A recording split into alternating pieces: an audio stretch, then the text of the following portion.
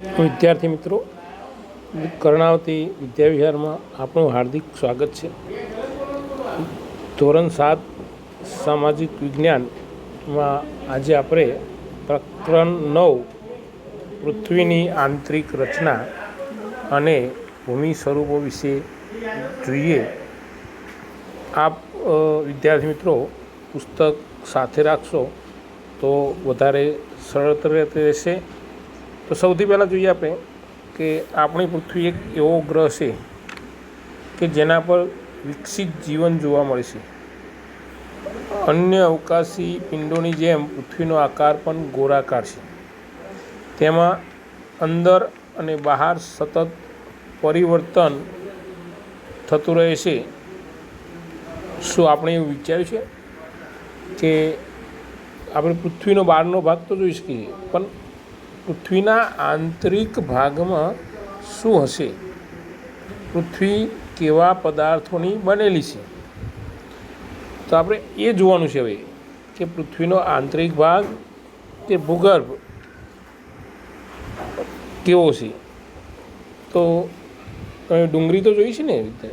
તો એ ડુંગળીની અંદર તમે જોશો ને તો એક પર એક પડ સ્તર ગોઠવાયેલું હોય છે અને તમે ખોલતા જાઓ એટલે અનેક સ્તરો પર થતા જાય.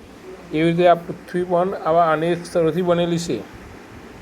પૃથ્વી સપાટીના સૌથી ઉપલા સ્તરને ભૂકવચ કહે છે અને આ સૌથી પાતળું સ્તર હોય છે. એ ભૂમિખંડ પર આશરે 35 કિલોમીટર સુધી હોય છે. તો ભૂમિખંડની સપાટી ખાસ કરીને સિલિકા અને એલ્યુમિના જેવા ખનિજોથી બનેલ છે. તેથી તેને સિયાલ એટલે સિલિકા તથા એલ એટલે એલ્યુમિના કહેવાય છે.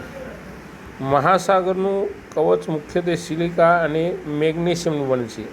તેથી તેને સીમા, સી એટલે સિલિકા, મા એટલે મેગ્નેશિયમ કહેવામાં આવે છે. તો અહીંયા તમે આકૃતિની અંદર જોશો તો આંતરિક ભૂગર્ભ, પછી બાહ્ય ભૂગર્ભ, મેન્ટલ અને સૌથી ઉપર પૃથ્વીનો પોપડો આવેલો છે.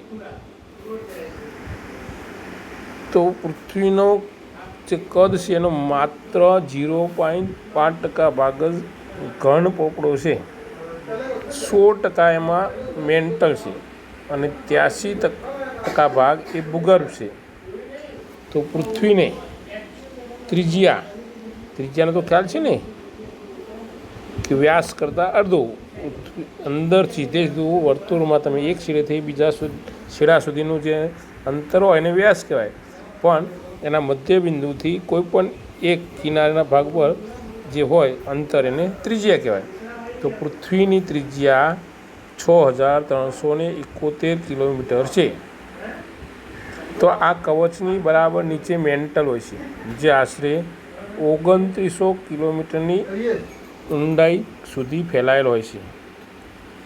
પૃથ્વીનું સૌથી આંતરિક સ્તર એ ભૂગર્ભ છે, જેની ત્રિજ્યા આશરે 3500 કિલોમીટર જેટલી છે, જે ખાસ કરીને નિકલ અને ફેરસ એટલે કે લોખંડનું બનેલું હોય છે તથા તેને નિફે એટલે નિકલ, ફે એટલે ફેરસ કહે છે.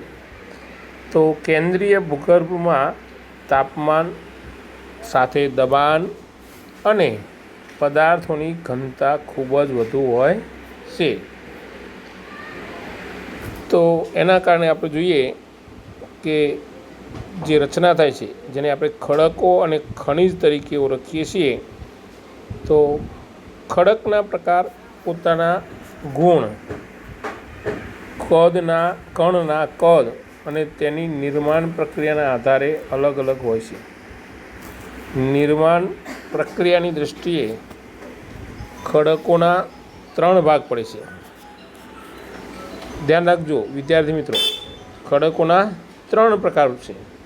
એક અગ્નિકૃત ખડકો જેને ઇગ્નિયસ કહેવાય છે. તો ગરમ મેઘમાં ઠંડો થઈ અને નક્કર થઈ જાય છે મેઘમા વિશે તમે આગળના ધોરણમાં જોઈ ગયા છો કે જે જ્વાળામુખીને એવું ફાટે અને અંદરથી જે લાવા સ્ફૂલ થાય છે, તો એ ગરમ મેઘમાં જ્યારે ઠંડો થાય અને નક્કર થઈ જાય છે, અને આ પ્રકારે બનેલ ખડકને અગ્નિકૃત ખડક કહે છે.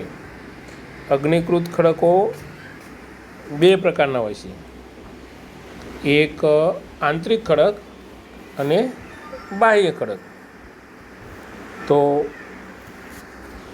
કેટલીક વસ્તુ સમજો કે ઇગ્નિયસ એ લેટિન શબ્દ ઇગ્નિસ, જેનો અર્થ અગ્નિ થાય છે. તે સેડિમેન્ટરી એટલે લેટિન શબ્દ એનો સેડિમેન્ટમ, જેનો અર્થ સ્થિર, અને મેટામોર્ફિક એનો ગ્રીક શબ્દ મેટામોર્ફિક, જેનો અર્થ સ્વરૂપમાં બદલાવ.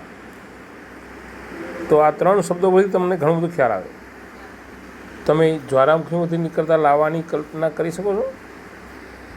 વાસ્તવમાં આગની જેમ લાલ ચોર પ્રવાહી મેઘ, જેને આપણે શું કહીએ છીએ મેઘમાં, તો એ મેઘમાં જ લાવા છે જે પૃથ્વીના આંતરિક ભાગમાંથી નીકળી સપાટી પર પથરાય છે. જ્યારે પ્રવાહી લાવા એ પૃથ્વીની સપાટી પર આવે છે, તે ઝડપથી ઠંડા થઈને નક્કર બની જાય છે. ભૂકવચ પર જોવા મળતા આવા ખડકોને એ બાહ્ય ખડક તરીકે, એને કે અગ્નિકૃત ખડક તરીકે ઓળખીએ છીએ આપણે. તેની સંરચના ગોઠવણ ખૂબ નાની દાણાદાર હોય છે. દાખલા તરીકે બેસાલ્ટ. તો પ્રવાહી મેઘમાં ક્યારેક ભૂકવચની અંદર ઊંડાઈએ જ ઠરી જાય છે, અને આ પ્રકારે બનેલા નક્કર ખડકોને આંતરિક અગ્નિકૃત ખડક કહે છે. ધીરે ધીરે લાવા ઠરવાને કારણે એ મોટા દાણાનું સ્વરૂપ ધારણ કરે છે. તો ગ્રેનાઇટ, જે આપણે પથ્થર હોય છે ને ગ્રેનાઇટ એ આવા ખડકોનું એક દ્રષ્ટાંત છે.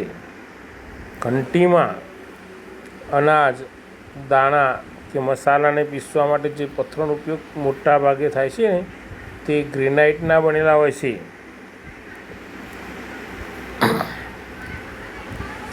તો બીજો પ્રકાર જોઈએ આપણે જળકૃત, એટલે કે પ્રસ્તર ખડકો. તો ખડકો ઘસાઈ, અથડાઈ કે ટકરાઈને નાના નાના ટુકડામાં ફેરવાય છે. આ નિક્ષેપ એટલે કે એના પર હવા, પવન, પાણી વગેરે દ્વારા એક સ્થળેથી બીજા સ્થળે પહોંચે છે, અને જ્યાં પહોંચે ત્યાં એ ધીરે ધીરે જમા થાય છે. તો આ નિક્ષેપિત ખડક, કારણ કે એક પછી એક એના પર પડ બનતું જાય છે, અને એ રીતે આ નિક્ષેપિત ખડક દબાઈ અને નક્કર બની અને ખડકના સ્તર બનાવે છે. તો આ પ્રકારના ખડકોને પ્રસ્તર ખડક કહેવામાં આવે છે. તમે એને જોશો ને તો જુદા જુદા પડ દેખાશે અંદર, એટલે એને પ્રસ્તર ખડક કહેવામાં આવે છે. કારણ કે આ જે સ્થિતિ બનતા ઘણો બધો લાંબો સમય જાય છે. એક જ દિવસ કે એક વર્ષમાં કે નથી બનતું, લાંબા ગાળે આ પ્રસ્તર ખડકોની રચના થાય છે. દ્રષ્ટાંત તરીકે રેતાળ, એટલે કે રેતીયો પથ્થર રેતના કણોથી બને છે.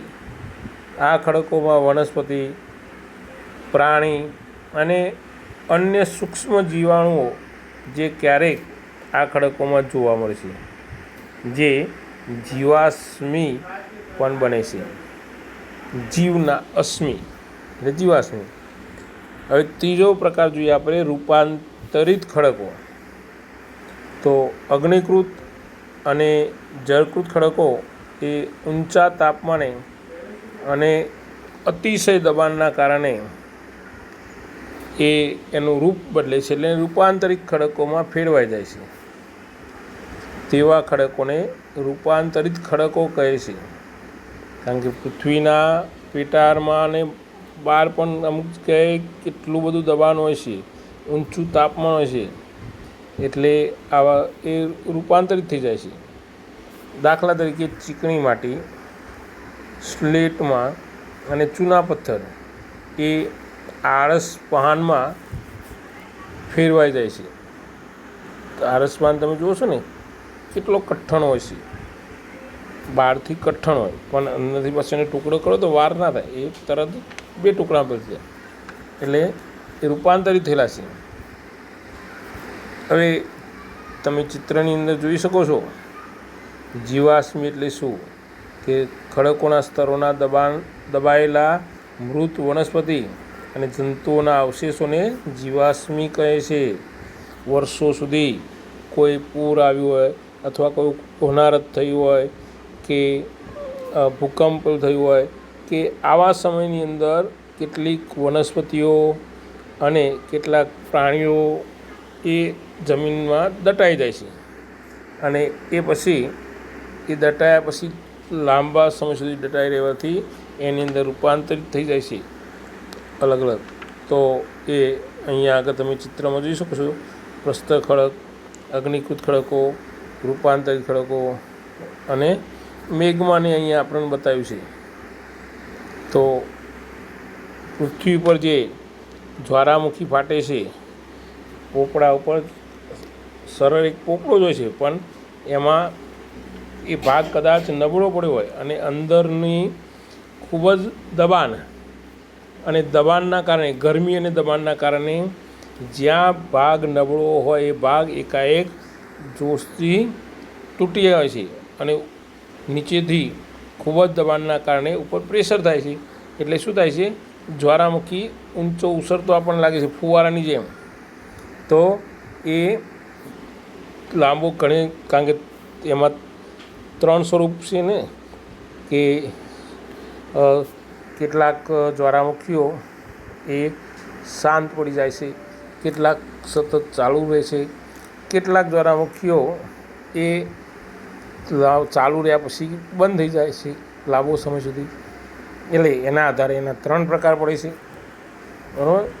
તો તમે જાણીને નવાઈ પામશો કે કેટલીક ચોક્કસ પરિસ્થિતિઓમાં એક પ્રકારના ખડક ચક્રીય પદ્ધતિથી એકબીજામાં પરિવર્તન થઈ જાય છે. એક ખડકમાંથી બીજા ખડકમાં પરિવર્તન થવાની જે આ પ્રક્રિયાને આપણે ખડક ચક્ર કહે છે. તમે જાણો છો કે પ્રવાહી મેઘમાં કાયમ માટે એવો નથી રહેતો, એ ધીરે ધીરે ઠંડો પડે છે અને ઠંડો થઈને એ નક્કર અગ્નિકૃત ખડક બની જાય છે. તો આ અગ્નિકૃત ખડકો નાના નાના ટુકડા રૂપે એક સ્તરેથી બીજા સ્તરે સ્થળાંતરિત થઈ પ્રસ્તર ખડકનું નિર્માણ કરે છે. તો તાપમાન અને દબાણના કારણે આ અગ્નિકૃત અને પ્રસ્તર ખડકો રૂપાંતરિત ખડકમાં બદલાઈ જાય છે.